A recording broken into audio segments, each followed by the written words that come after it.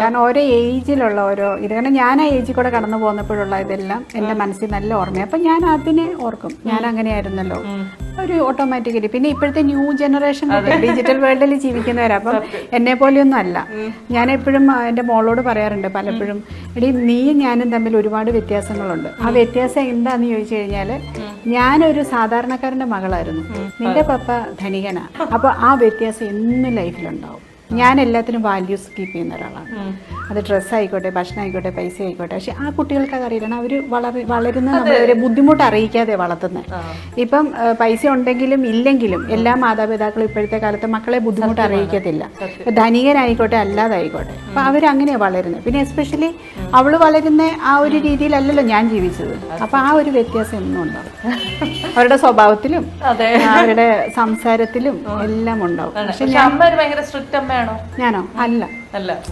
Strict ആണ് പഠനത്തിൽ strict ആവും അവരുടെ ഒരു സ്വഭാവ രൂപീകരണത്തിൽ ഞാൻ സ്ട്രിക്റ്റ് ആണ് അതൊഴിച്ചാൽ ബാക്കിയൊക്കെ എല്ലാം ഓക്കെ കുറച്ചൊക്കെ നുണ പറയുകയും കളിപ്പിക്കുകയും ഒക്കെ പിള്ളേർ ചെയ്യും ഈ ഒരു പ്രായത്തില് അപ്പൊ നമ്മളത് അങ്ങ് മനസ്സിലാക്കിയൊക്കെ അങ്ങ് അംഗീകരിച്ചു കൊടുത്താൽ മതി എന്ന് പറഞ്ഞാൽ ഭയങ്കര സീരിയസ് ഇതിലേക്കൊന്നും പോവാതെ ചെറിയ ചെറിയ കാര്യങ്ങളൊക്കെ ഓക്കെയാണ് ഞാനങ്ങ് കണ്ണടച്ചു എല്ലാവരും അങ്ങനെയൊക്കെ ആയിരുന്നല്ലോ.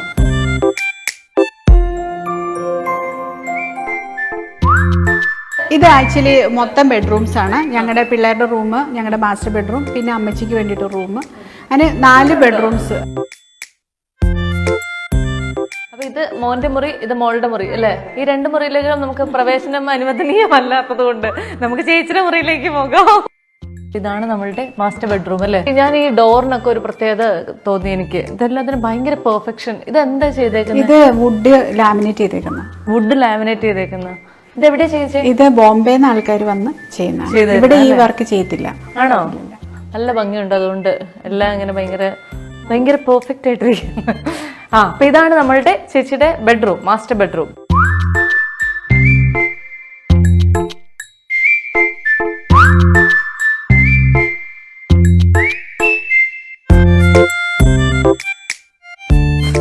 ഇത് എത്ര വർഷം മുന്നത്തെ ഫോട്ടോ ചേച്ചി? 16 വർഷം. ഇവിടെ ചേച്ചിയുടെ സാരി കളക്ഷൻ സാരി അവരെ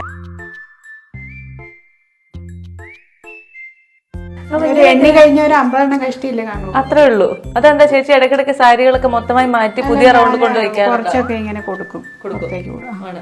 ഇങ്ങനെ ഇവിടെ ചിരിച്ചോണ്ടിരിക്കുന്ന ഒരാളുണ്ടല്ലോ. ഇതെന്റെ ബേബി ബുദ്ധ, സ്ലീപ്പിംഗ് ബുദ്ധ, ലാഫിംഗ് ബുദ്ധ, ബേബി ബുദ്ധ. അതെ അതെ അതെ. ഇത് ബോംബെന്ന്. ചേച്ചിക്ക് കാര്യം ബോംബെ മിസ് ചെയ്യുന്നില്ലെന്ന് പറഞ്ഞാലും ഈ വീട്ടിലെ പകുതിയിലധികം സാധനങ്ങളും ബോംബെ. അത്